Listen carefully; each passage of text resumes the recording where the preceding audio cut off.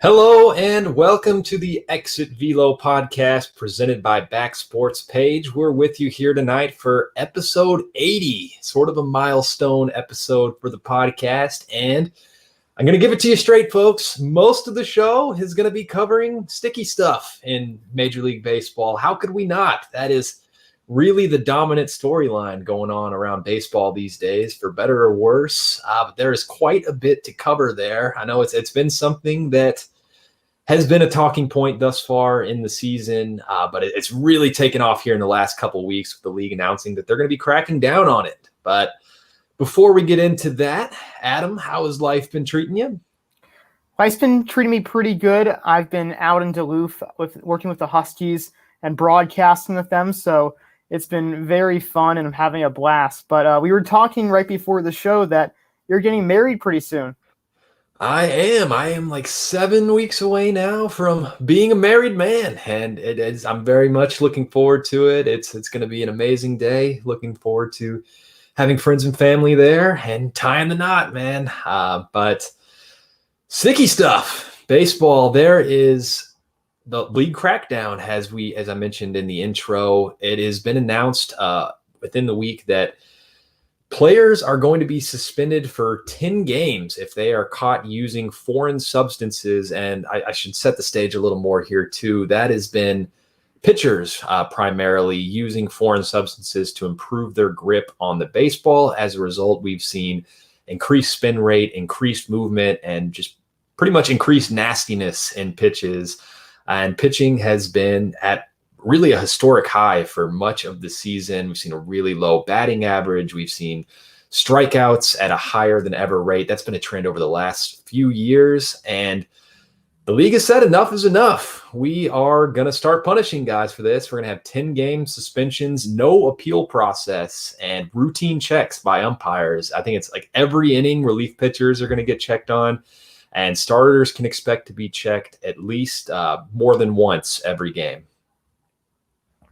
Yeah, this is a pretty surprising decision for Major League Baseball. I don't think a lot of people were expecting Major League Baseball to crack down on the substance abuse or sticky substance abuse this early, because especially this looming CBA, the collective bargaining agreement coming up after the season.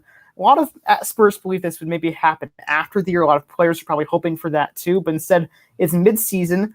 It's going to attack pitchers who are already using this, which is most of them. They came out with reports before the season began that around 70% of pitchers use sticky substance like spider tack or sunscreen and rosin or other varieties to get a better grip on the baseball. But it's no longer about grip. It's about spin rate. It's about velocity. And that's what's leading to these strikeouts and the low batting average. And sometimes it's a difficult product to watch, today's Major League Baseball, where there's less and less balls put into play than ever before. As we've said, the strikeouts going up. We see walks at a pretty high point as well. And one of those three true outcomes, home runs being the other one too, where the league has to do something. So, I mean, I understand trying to make that change and trying to improve the product that you have on the field, but the timing is definitely weird doing this in the middle of the season. And it's a continuation of a trend of tinkering that we've seen from MLB, where they're changing the baseball every year. Now I guess this is a little different, cracking down on, I guess, what is cheating, but I don't know, just interesting timing for sure. And at least they're trying to do something, but there's been a lot of resistance to this, a lot of players speaking out.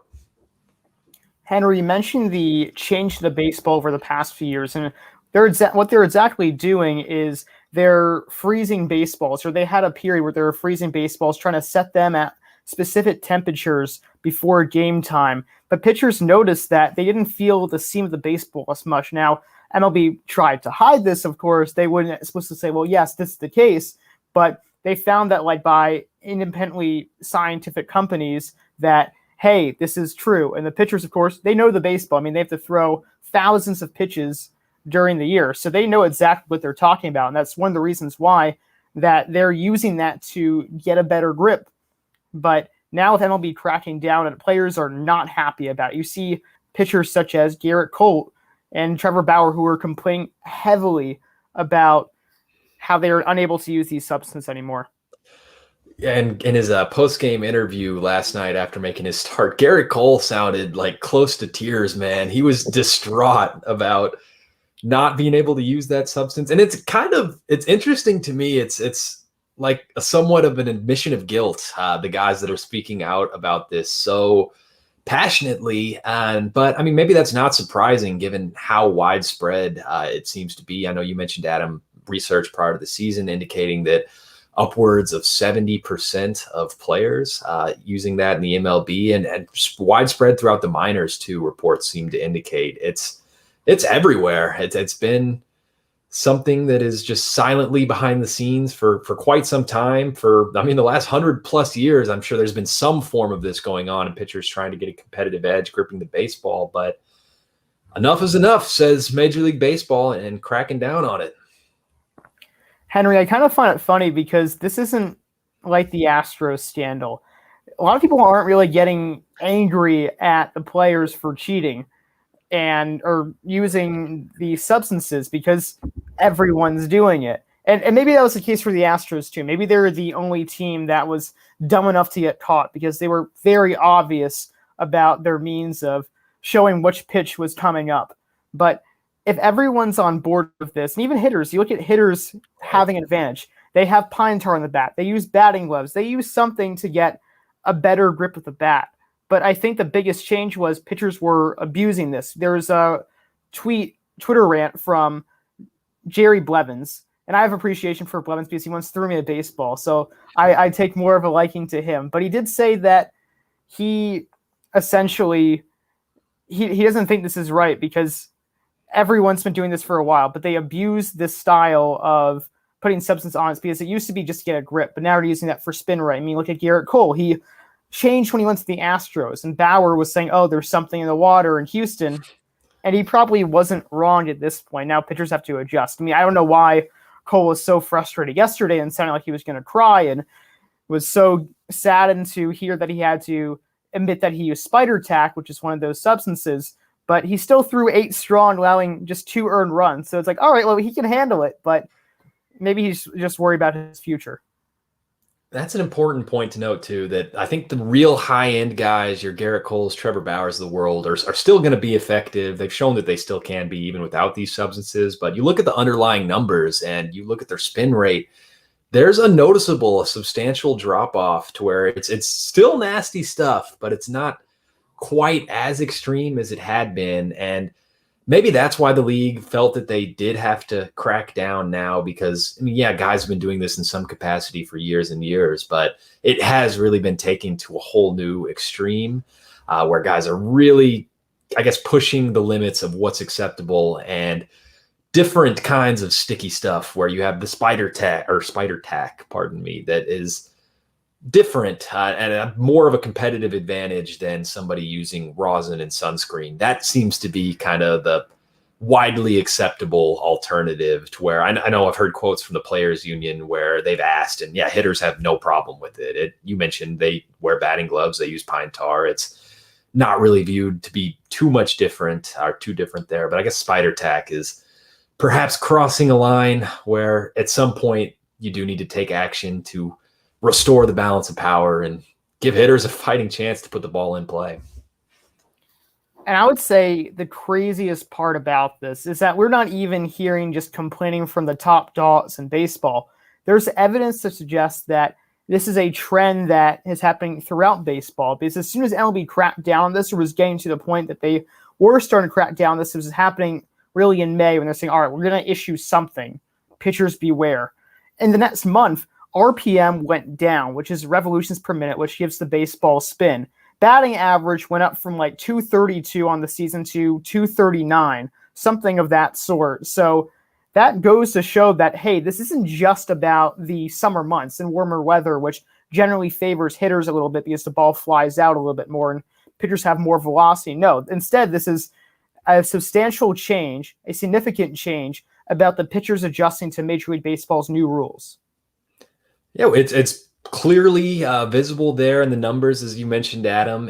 I mean, these changes do happen as we go throughout the course of a season, but not to this extreme that we've seen with such a drastic drop in the spin rate numbers, such a drastic rise in the batting average numbers. That's more than, just warm weather heating up. It is players taking notice that the league is actually going to be doing something about that, and then having to change the way that they pitch and the things that they're using to grip that baseball. It is definitely even more evidence to the fact of how widespread this was. And, all the players speaking out about it in post-game interviews.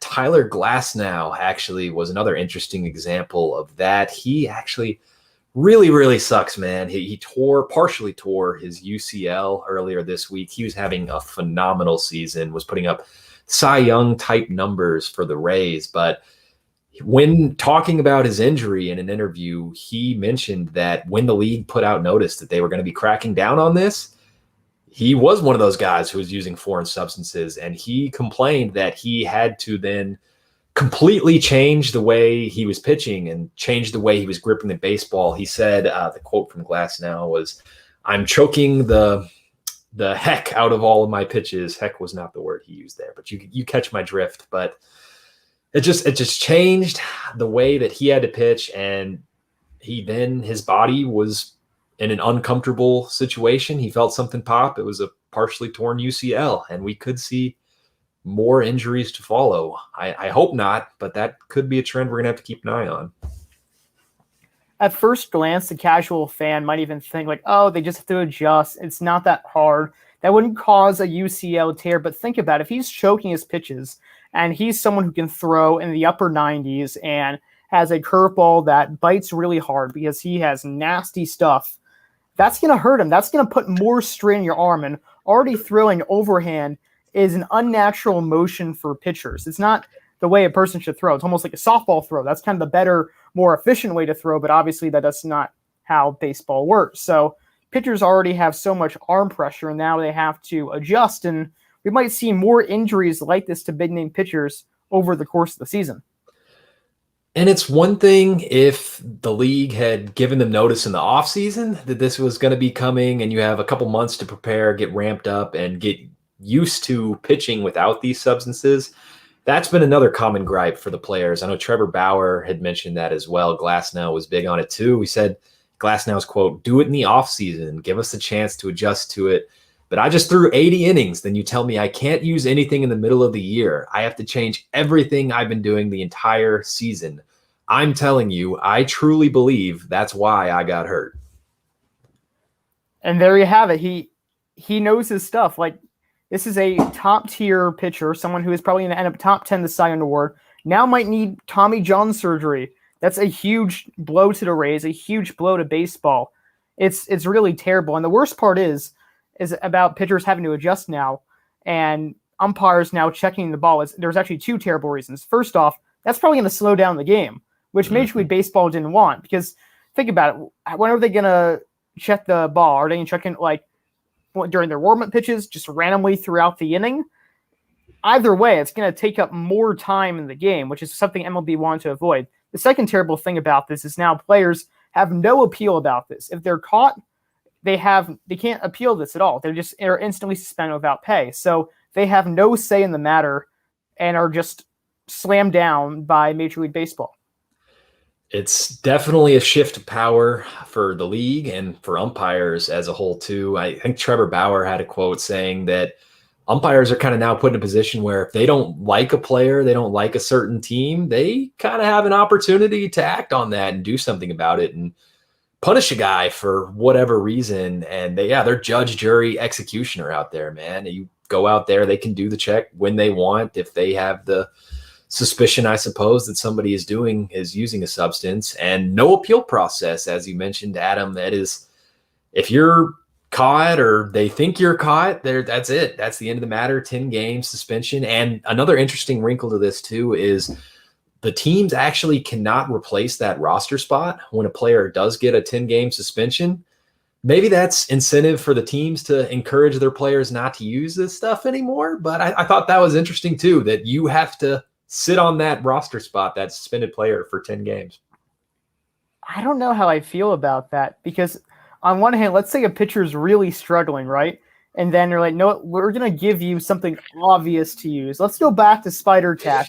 He's going to use Spider Tap this one game so we can swap out him with another pitcher in the minor leagues because this pitcher's been struggling.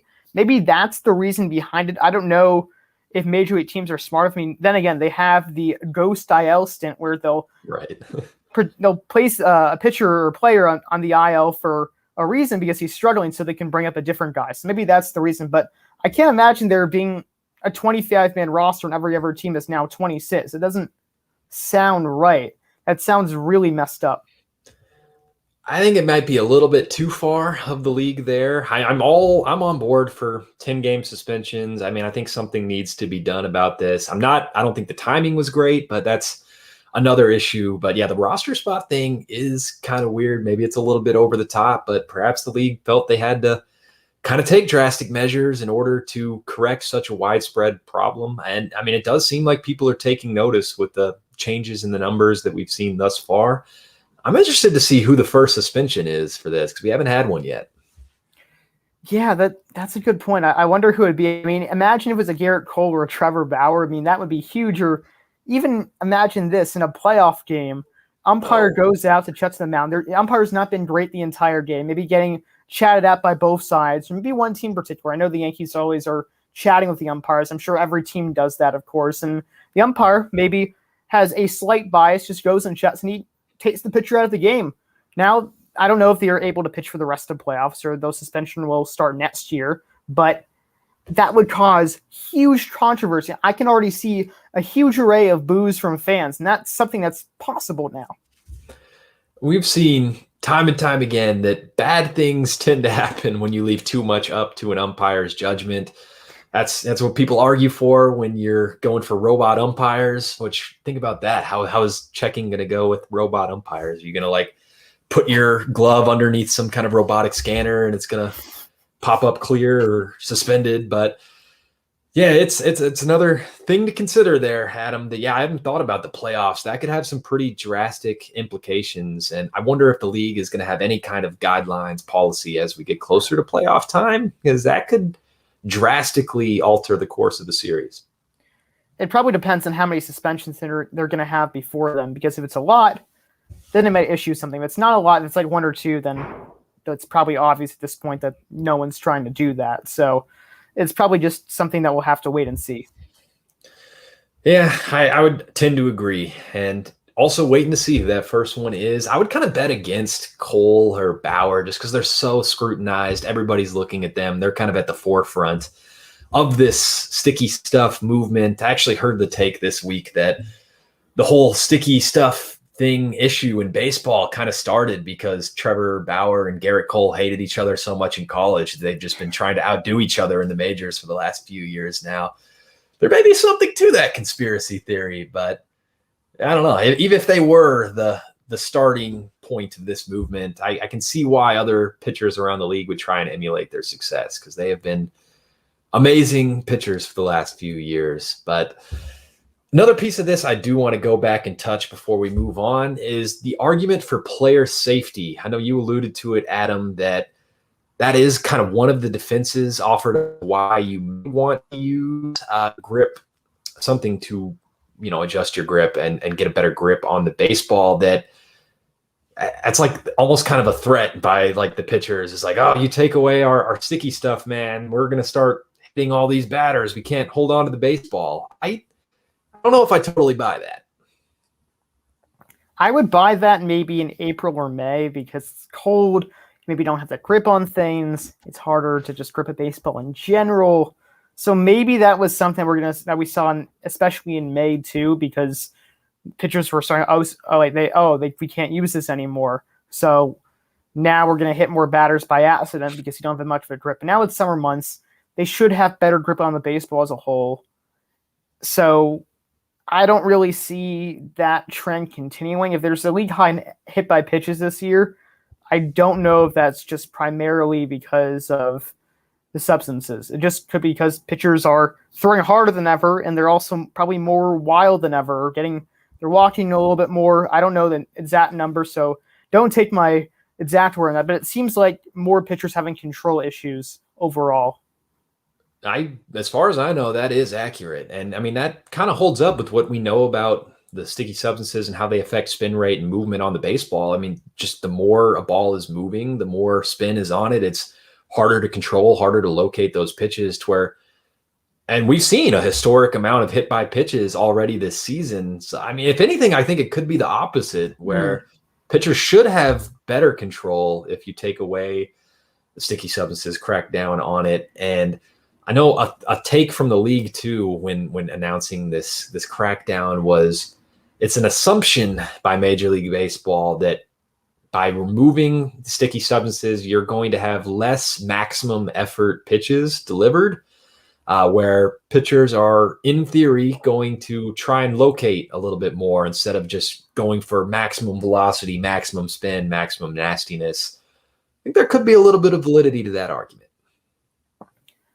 It could, but I feel like they're still going to throw as hard as they can, still make their stuff as nasty at every pitch. I don't think they'll try to be like, oh, let me not make my stuff as good. But I see what you're saying about, okay, now that I don't have as much grip, I might have, as you were saying, there could be a negative correlation. Maybe I have more control of the strike zone now. Maybe my stuff will not move as much. Maybe it'll become more hittable. But I want to ask you this, Henry. Do you think this is a solution to going away from the idea of 3 true outcomes? We've seen it a little bit. We've seen that, there's been slightly more balls in play, the batting average rising across the league. We've seen strikeouts take a slight dip. It's definitely, it's still early. The verdict's still out. It's only been a couple weeks. I don't think, by no means, it doesn't solve that problem. There's still going to be more measures that have to be taken and perhaps addressed in the next CBA. Maybe do something with the shift. I don't know what else you can do. This is partially getting you there, but not nearly enough to where 3 true outcomes aren't going to be a prevalent part of the game. That's just baseball these days. Guys are hitting home runs and selling out for power, which is going to mean strikeouts. And yeah, maybe walks go down a little bit if it does end up helping pitchers locate their stuff better and not as much movement, maybe easier to keep in the strike zones. Maybe walks go down, but I would suspect strikeouts and home runs not going anywhere.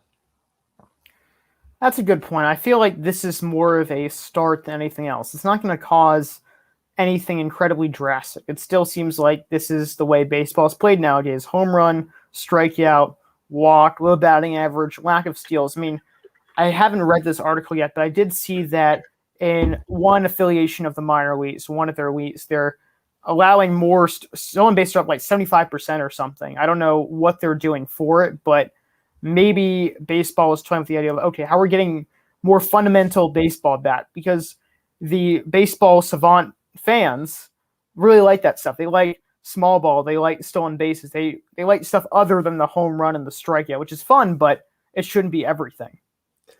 No, it shouldn't. It just gives you more to watch on any given play, where I don't have to wait for the 2, maybe 3 home runs we're going to get in a game, in a 9-inning game. It's just a little bit more action on any given play. And I think that does help grow the game and certainly helps keep the game closer to the roots of what it has been historically, to where it's not such a different product on the field to what we've known. And I do think there's something to be said about consistency from era to era. Sure, guys play the game differently now. They're more athletic than they were at the start of the 20th century, but I don't know. You need to be some consistency, give us some kind of validity in the record books, when you're comparing stats from people of today's era to some of the all-time greats.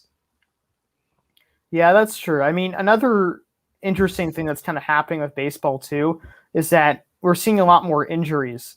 And, you would think that, like, okay, all these players seem way more athletic. Their diet's amazing.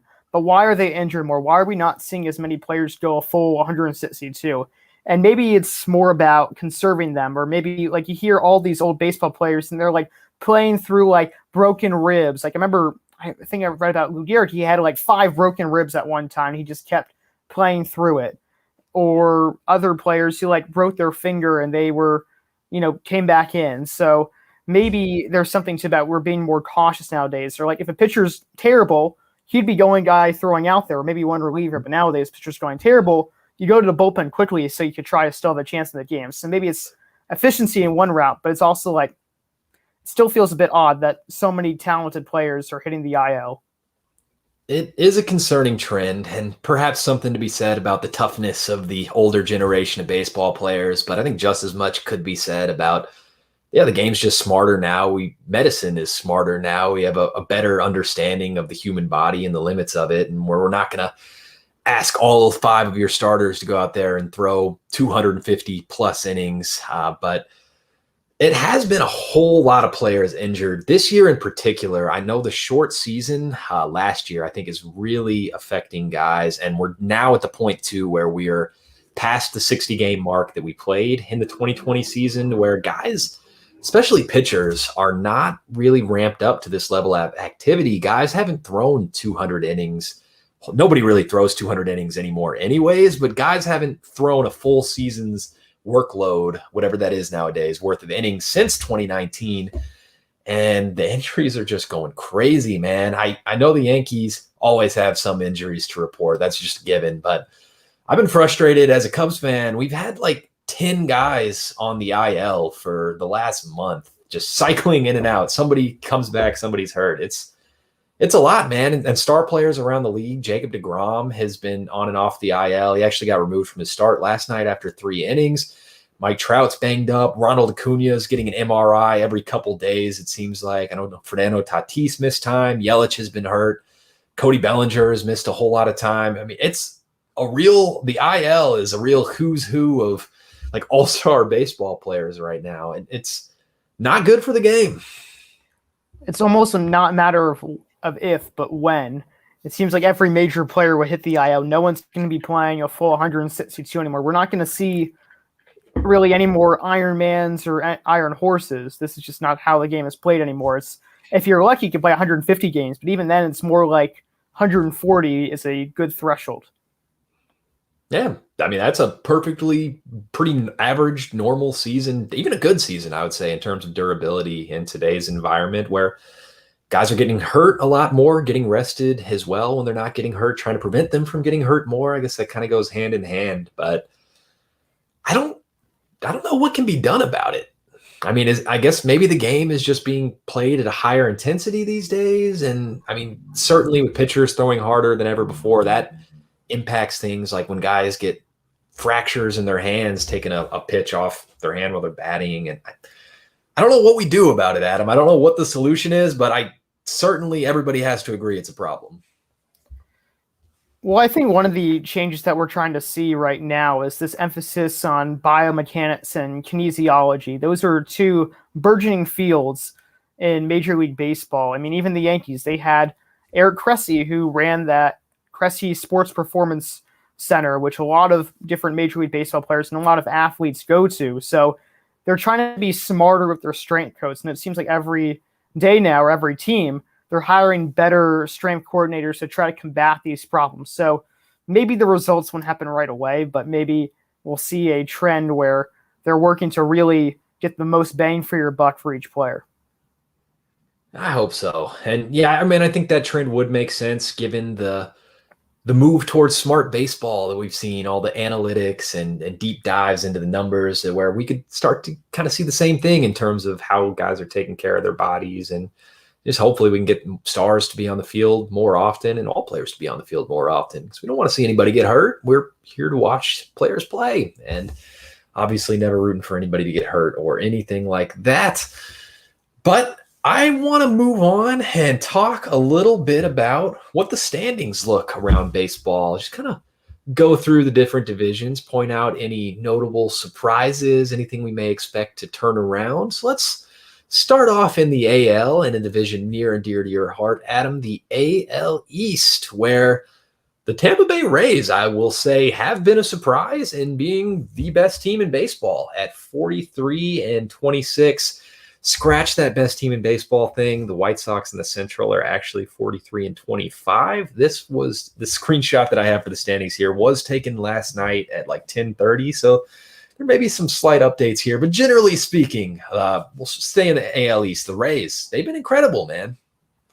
They've been fantastic, and it's pretty wild to think that because they lost Blake Snell after the postseason. They lost a pitcher in Charlie Morton too, but they've recovered just fine. It seems like you can never count out the Rays. They always find a way.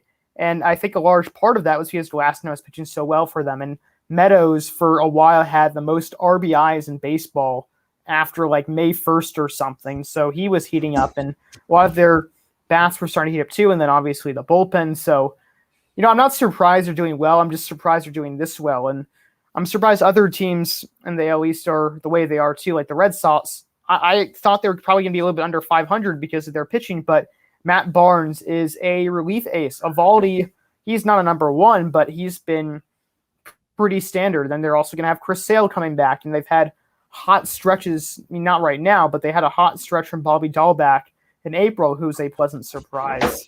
So they're having good changes like that. Just running down through it, the Yankees, of course, it's really sad because they are hitting to a lot of double plays. And the pitching's actually been pretty good for them this season. I mean, you look at the trio of Montgomery, Herman, and Cole, they look great. Even when Kluber was still healthy for them, he was doing fantastic as well. But now they're relying on Michael King and David Garcia, and that's not really the way to go at this point. And then you're only a team that scores about 3 or 4 runs a game because no one's really hitting besides Aaron Judge. Gary Sanchez is now hitting better as the past month, and so is Andujar, but that's it. You're not getting a lot of production from Stanton since his hot start in April, or Urshela or LeMahieu, so that's pretty brutal. And then just to kick it off, the Blue Jays, of course, they have a great offensive lineup. Will be even better with George Springer back in it.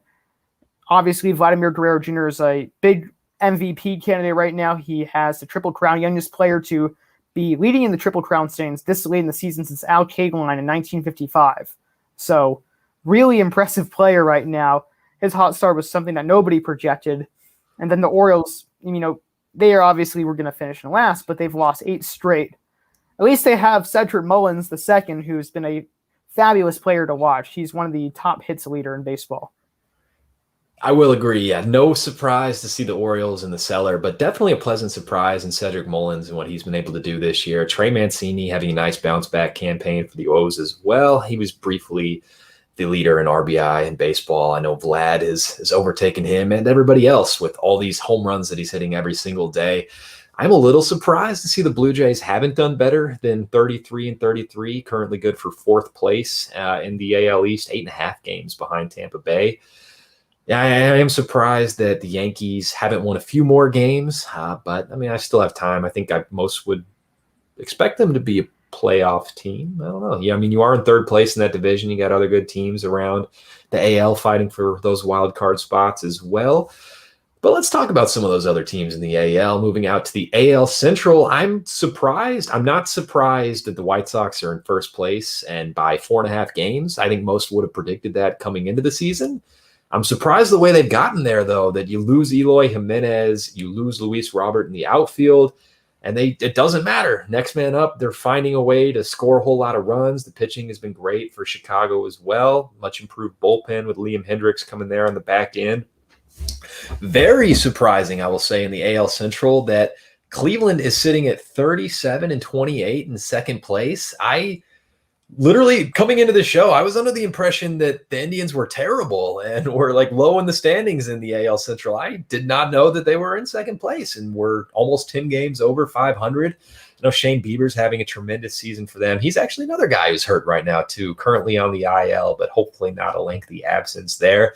Their offense is terrible, but their pitching has been great across the board. Guys like Aaron Savali have stepped up in addition to Shane Bieber. Kansas City Royals, and then they are 30-37. Not really much of a surprise there, although their offense is improved from last season. Tigers, not really surprised at 29-39. What is definitely a surprise is seeing the Twins in last place at 26-41.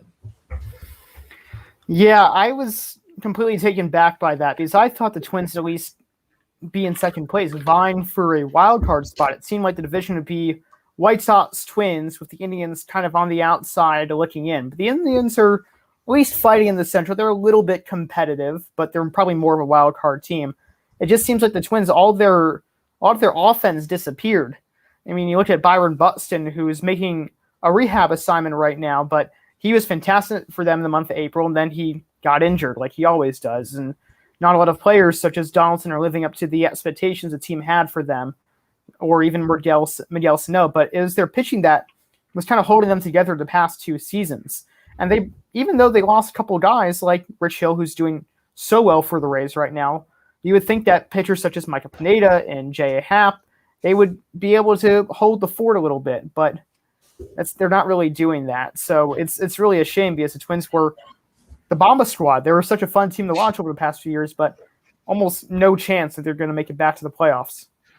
Yeah, I mean, maybe you turn it around and fight for a wild card spot, but yeah, I mean, that would mean being better than both of the Yankees and the Astros, which I would think are pretty unlikely at this point. If not the Astros, the A's, which I would say is also unlikely. So the Twins not looking great in terms of making the playoffs. I'd be interesting to see what the exact percentage is on that. But yeah, 16 and a half games behind the White Sox in the division. That is pretty insurmountable, as insurmountable as it gets for June. But moving out west, we have the Athletics, as we just mentioned, leading the AL West at 43-27.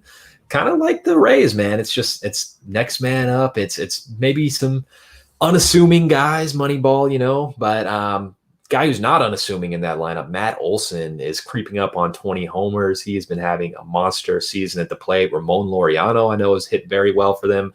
Mark Canha, batting in the leadoff spot for them, is up close to the league lead in runs, if not still leading. So they do have some good players on offense. They've replaced Marcus Semien well and haven't really missed a beat offensively. It's been a mixed bag for their starting rotation. I know Jesus Luzardo has either been hurt or terrible, but they've been getting good innings as of late from Frankie Montas. So balance that out a little bit. We got Houston looking like the old Astros, definitely improved from last season's disappointing year at 38-28. They've been coming on strong as of late, played very well against Boston earlier this week. Or that might have been last week. They played well against Boston recently. Either way, you got all those great bats in the lineup: Correa, Alvarez, Bregman, who actually got hurt today too. I should add another injury to add to that report. Altuve having a resurgent season for Houston. I am surprised to see the Mariners at 34-35. Thought they would be worse than that, but they've got some good youth there that hasn't really done a whole lot. We saw Jared Kelenic get demoted back to the minors last week after having a pretty terrible stretch since his call-up. But still, the Mariners have been producing at 34-35. Pretty good pitching out there for them. The Angels, I'm a little surprised they're 33-35 and in fourth place. I thought they could be better, should be better, but that's kind of the long-standing story for the Angels. They never seem to live up to expectations. They can't get Mike Trout the support he deserves, and Mike Trout, kind of a trend that is developing there is he can't really stay on the field, can't stay healthy, slowly becoming injury prone. And that sucks because he is such an amazing, talented player when he is out there. And then, no surprise, the Rangers suck in last place in the AL West. Couldn't have summarized the AL West any better than you, Henry, but just a couple of quick notes, of course. I'm surprised that the Mariners are around 500 too, especially since they were a team that was batting collectively under 200, but they're having resurgent seasons from Mitch Haniger, who was kind of out of commission for the past couple of years, and Kyle Seager even being very productive. I mean, he was one of the most productive Mariners for a long stretch in the 2010s, but then kind of fell off a cliff towards the end of it as he got older with age. So, nice to see those two players doing well. And for the Angels, of course, it's Showtime, the Shohei Ohtani show, and that's kind of all there is to them right now. They don't have too much else. There's the Pujols dilemma, but no one's really talked about that anymore. So you kind of look at the Mariners and Angels and think, well, one good hot stretch, and they could be where the Yankees and Blue Jays are, because both of those teams are kind of flip-flopped and flirted with 500. But they don't really seem to be contenders. They have to go on a huge run to really claw their way back into the AL frontrunners. Yeah, they're not really knocking on the door. I would expect the Angels maybe to stay close to 500, about where they are. I mean, maybe Mike Trout comes back and can power them to a mini run. But if anything, I would expect the Mariners to get worse. And I do expect both the Yankees and the Blue Jays to get better. So it'll be tough to keep up with those teams. Moving on to the NL, that league where they still let pitchers bat for some reason, at least this year. Maybe that'll change next year. I sure hope so, man. It's brutal seeing nobody hit. Besides Other DeGrom. than DeGrom, on the NL East leading Mets. He had another RBI last night against my Cubs. Fun fact for Jacob DeGrom, he actually has more RBI on the season than runs he's allowed as a pitcher. He is amazing on both sides of the plate. He's batting over 400. He has an ERA of like 1.5. I think it actually went down. No, I think it's 0.54. 0.54, sorry. Yeah. Oh, wow. He is amazing. It's really kind of just an issue of health for him. It's been minor hiccups kind of for the last month and a half for DeGrom, and hopefully he's able to make his start next week. But it's kind of a broader story to where I feel like, other than his stats have been amazing when he's on the field, but the injuries is part of a broader story to where nothing has really gone right for the Mets. I mean, you haven't had Lindor hit well. Alonso hasn't really hit well. You've had injuries, and DeGrom's missed some time. Syndergaard got set back in his recovery. He hasn't pitched this year, recovering from Tommy John's. Carlos Carrasco is yet to make his debut in their rotation. Nothing's really gone right for them, and they are still 5.5 games in first place in the NL East, 10 games over 500. I think they only get better as the season continues. I would agree with that, too. I mean, they should get some of the bounce back from Alonso. I think he's doing a little better as of late, and they seem like they have enough bats in their lineup where they can do well. But right now we're seeing James McCann, for example, be a bust. And he was someone who last week had a OBP under 300, which is terrible. I would say the biggest surprise for the Mets is that the bullpen's doing pretty well, and that was a huge issue last year. And they had Taijuan Walker as well. I remember SNY, the Mets network, they had a very cheeky response to them not getting Bauer with how well Walker's doing. It's like, Bauer and Walker had the same ERA at one point, and it's like, imagine having Taijuan Walker for like $35 million less, and saving all that money when you don't, and not getting Trevor Bauer. So it was pretty funny to see that. They are getting Trevor Bauer-like performance for production, I should say, from Taijuan Walker. He's got that ERA down around 2, had another great start against the Cubs in a win the other day. He's been amazing, and definitely a bargain in comparison to the huge contract of Bauer.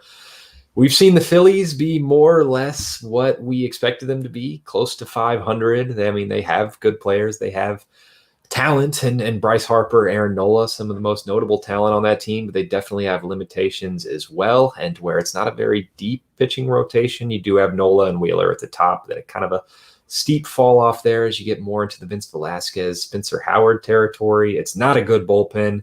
Hector Neris has been effective enough at the back end, but throughout it is not a deep bullpen. And offense has been hit or miss, as offense quite literally is on any given pitch. But we have Atlanta at 30 and 34. That's got to be one of the bigger surprises in all of baseball, certainly in the division. And it's kind of living up to that Pacoda prediction coming into the year. They said the Braves weren't going to be good, and everybody called them crazy. And that has come to fruition thus far.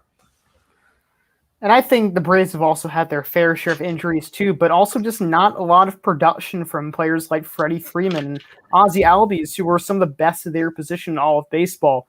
The two hitters I really know that's doing well for them is Acuna and Austin Riley, and as you mentioned, Acuna is getting MRIs, so that's pretty concerning for them because he's really their own steamroller right now. But the Mets are not too many games over 500. They only have a record of 35 and 25. So, they still have a good lead over the division, 7 games over the Braves, 5.5 over the Phillies. So they have time to maybe bail out a bit, but just with all those reinforcements that you mentioned that's coming along for them, hard to see them losing the division at this point. Yeah, my money definitely would be on the Mets. Although, the Braves do have the talent to close that gap. 7 games is not insurmountable with the talent that they have in Atlanta, but You mentioned the reinforcements coming back from New York. It's going to be tough, and it's not nothing, that lead of 7 games. It takes a while to be able to catch up from that, but possible. The wild card's still in play for Atlanta, too. I don't think we've seen the last of them quite yet. The Nationals have been pretty bad at 30 and 35. Not awful, but not great. I mean, pitcher injuries is another story there for them. Steven Strasburg, most notably. Max Scherzer got pulled from his start last week after 12 pitches. It looks like that was just a minor groin injury for Max, and he's hopefully going to be able to make his start next week after a brief 10-day IL stint. Patrick Corbin's been terrible for them. Juan Soto hasn't really done a whole lot. I expect he'll turn it around soon. Trey Turner's been decent, but has been slumping himself the last couple weeks. I don't think Washington has much chance of the playoffs. I could be wrong, but I'll tell you somebody who I'm going to say has no chance of the playoffs, but they made it last year, is the Marlins. I don't think there's really too much to say about Miami. Young talent there that we're going to see come up. Jesus Sanchez, a top prospect for them, getting the call earlier this week. Trevor Rogers has been phenomenal in their starting rotation, but ultimately, in what should be a good division the rest of the way, I don't think Miami has too much of a shot, and maybe they're moving some pieces at the trade deadline, continuing to rebuild, get younger. But let's move on out to the NL Central. And Adam, I'm going to let you take the wheel here. Rein me in. I might be a little biased in my assessment of the NL Central, so I want to let you lay things out before I go. I think the NL Central is an underrated division because, all 4 teams that are vying in, of course, we're suing the Pirates because they're losing 10 games in a row and they're in last place by, 14 and a half games. So, let's exclude the Pirates, of course, because Why not? But the 4 teams of the Cubs, the Brewers, the Reds, and the Cardinals, they're exciting. They're within 3 games of one another. And the Cardinals, the start of the season, was leading the division, and then they fell off. But now they've been doing a little bit better as of late. The Reds have been on a tear. They're 8-2 out the last 10 games. And the Cubs and Brewers, very reminiscent of a couple of years ago and really how it's been for the past few seasons, have been neck and neck, which is fun because both teams are problematic and both teams have a variety of issues, especially the Cubs more of their pitching and the Brewers more of their hitting, kind of opposing issues, actually. So it's a fun division, and both of them are tied atop the division, but whoever would get knocked off, let's say Cubs win, Brewers lose in this next day. Well, the Brewers have the wild card right now. They're both doing better than the Padres, which is surprising because the Padres were kind of seen as the second best team in baseball, but the Dodgers and the Giants have a better record than them. Yeah, definitely a surprise that the Padres haven't been faring better, but no surprise that the NL Central has been a very tight, competitive division, something we expected going into the year where you really could have predicted any 4 of those teams having a shot to take that division crown. And it is a great race, shaping up to be an amazing finish there for the rest of the way. As you mentioned, the Reds really coming on strong, man. They swept Milwaukee, actually. I saw a stat. That was like the first time Milwaukee had been swept at home in a 3 or 4 game series in something like 5 years. So impressive feat there for the Reds to go in and be able to do that. They have amazing hitters in Nick Castellanos and Jesse Winker. They are forces to be reckoned with. I do always kind of have to wonder if there's enough pitching there in Cincinnati. It's kind of the age-old question for them, although Luis Castillo has been turning it around lately. That helps. They'll need Sonny Gray to be quite good as well, too, if they are going to push for the division. I've been pleasantly surprised with the Cubs for the most part. They had a terrible, terrible start, but have turned it around in pretty major way as of late. The offense has looked like the Cubs of old, the 2016 World Series Cubs, where they've been able to put up runs fairly consistently and put up a whole lot of them. The pitching, as you mentioned, Adam, definitely still a weak point for the Cubs. That rotation is not it, man. You got Zach Davies, Trevor Williams is actually hurt right now. Jake Arrieta, that's not a playoff caliber starting rotation. Maybe they make a move at the deadline. Milwaukee, amazing rotation in Corbin Burns and Brandon Woodruff. Guys, though, who we do have to keep an eye on the spin rates. They've been spin rate droppers over the last couple of weeks here. So maybe that brings them a little bit closer to earth. The Brewers' offense, not good at all. It's Christian Yelich and a bunch of bums, and Christian Yelich looks like a bum himself this year. Still, they're in first place. There's the bias. There's the bias. But it's true. He's not hitting well this year, though. No, you're right. It's just funny. It's like, all right, like here come the Brewers off. But yeah, I mean, they're still tied for first place despite not very much offensive production to speak of at all. So maybe if that can and flip around a little bit, they could be in a position to start to run away with the division. I don't think there's anything too flashy, exciting about St. Louis aside from Nolan Arenado and Paul Goldschmidt, that dynamic duo on offense. I will say Jack Flaherty too in the starting rotation. He has been quite good. He is injured now. He's another guy. It just comes up so much in today's game where injuries are everywhere. I mean, that's who St. Louis is, though, not injuries, but consistency. They're always going to be in that race. They have been for the last 15 something years. They're going to be a good team. They're not going to go anywhere and bottom out. Not going to be flirting with Pittsburgh there at the bottom by any means. They're going to be in the conversation, but I mean, just a steady, reliable team, maybe not flashy over the top, going to run away with the division, but who knows? It could be any one of those 4 teams aside from Pittsburgh. I will say for them, they do have Brian Hayes back, so that's something exciting to watch for the rest of the way. And he could be the next great Pirate to get traded to somebody else's team and make them very happy. So we'll keep an eye on that. Some intrigue in the NL West, as we started to mention with the Padres. They have not lived up to expectations at 38 and 32. The Dodgers pretty much have hit 41 and 26, although some probably expected they'd be even better than that, defending their World Series crown from last year. And they're actually in second place behind a very surprising San Francisco Giants team who is 42 and 25. Yeah, the Giants are really the story of baseball this year. No one expected them to be this good because they've had resurgences from Buster Posey, Brandon Belt, Brandon Crawford. And if this sounds familiar to you, it should, because all of those guys were playing during their 2010 to 2014 run. Maybe not all at the same time, but they were playing during periods of that dynasty that they had. So to see them bounce back is incredible. They even had a bounce back from Evan Longoria, who's out with an injury, of course, but the main storyline has been the pitching. Kevin Gausman, Anthony Desclafani, Alex Wood, Logan Webb, all 4 of those guys have been incredible, and most of them have been flyers, too. These low-risk one-year deals, I mean, I've never seen low-risk one-year deals turn as good as they have been for any team, and it's all coming through for the Giants. Yeah, it's supposed to be taking a flyer, man, where maybe like 1 out of those 4 moves will pay off, but every single one of them, the Giants have been able to turn around. They're pitcher whisperers out there in San Francisco, I guess, but they're getting great results from those guys. And the offense has been a little bit surprising in that they've been able to put up more runs than I think a lot of people would have expected them to, given that there's not really a whole lot of studs in that lineup. I mean, Mike Yastrzemski is a good hitter, but if he's like the first guy I'm mentioning, you wouldn't maybe think that would be all too great of a lineup. Buster Posey definitely has had a great resurgent season for them as well. Wonder how long that'll last. I know he's up like 36 or something years old now. Catchers don't live forever, but I mean, I still think the Giants are going to get run down by probably both the Dodgers and the Padres at some point, but they're 5.5 games ahead of San Diego.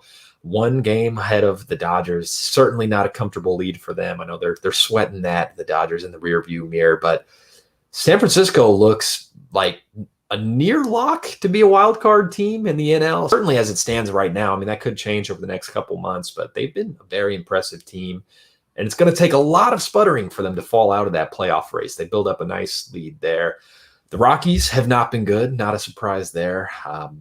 Haven't really gotten a whole lot from Trevor Story. That has been surprising. And he's a guy who they were expected to perhaps try and flip at the trade deadline. So I don't know. He still has an expiring contract, so maybe there's a reason for them to want to try and do that. But, I mean, if he's not playing at the top of his game, then you're also maybe not selling him at his full value. But he could be worth nothing to you if he walks away and signs elsewhere.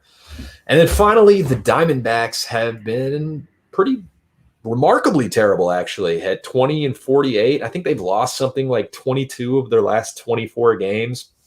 They are 9 and 29 in road games. Pretty sure they lost earlier today as well, so that would be 9 and 30. They are not a good baseball team. Go figure. Yeah, people thought the Diamondbacks wouldn't be great, but they thought they would probably win at least 70 games. They're probably going to only win 50 or so. I wouldn't be surprised if they lose 110 games this year. That's how bad they've been doing. I think they're on like another 13-game losing streak or something. It's pretty absurd and kind of ridiculous. But yeah, I also just want to go back to the Giants. we both were kind of downing them through the first couple months of the season, but now it's 60 plus games in. We're getting close to the halfway point. I still wouldn't call them lots for the playoffs, but they have like a 75% chance, I would say, about making it. Damn, I think we should have given the Giants a little bit more respect when we were checking in and earlier in the season, but you can't really blame us. I mean, it doesn't look like an overpowering roster by any means, and we kind of expected some of these pitchers who are having hot starts to fizzle out. That hasn't been the case. They've all continued to produce, some of them even getting better. I think Kevin Gausman is like one of the very best pitchers in baseball right now. I know DeSclafani kind of lost his footing for a little bit about a month ago, but he's since found it again. He pitched a shutout last start, I believe. He's been amazing. Alex Wood has kept it up. Yeah, I mean, the Giants look very, very good right now and well positioned to make the playoffs. Still, you got to keep it up for a few more months. But yeah, if I'm picking right now, I'm picking them among the playoff teams in the NL. But we will see how that goes next time we join you for Exit Velo. I think that's about all we have to discuss tonight. I can smell dinner cooking, so I think it's time for me to hop off and go enjoy some of my fiance's amazing cooking. So thank you all for tuning in to the Exit Velo podcast presented by Back Sports Page. Until next time, this is Henry speaking for Adam as well, or however people sign off for podcasts. I think I butchered that a little bit. I'm not supposed to say that, but here I go. Anyways, this is the Exit Velo podcast presented by Back Sports Page. Until next time.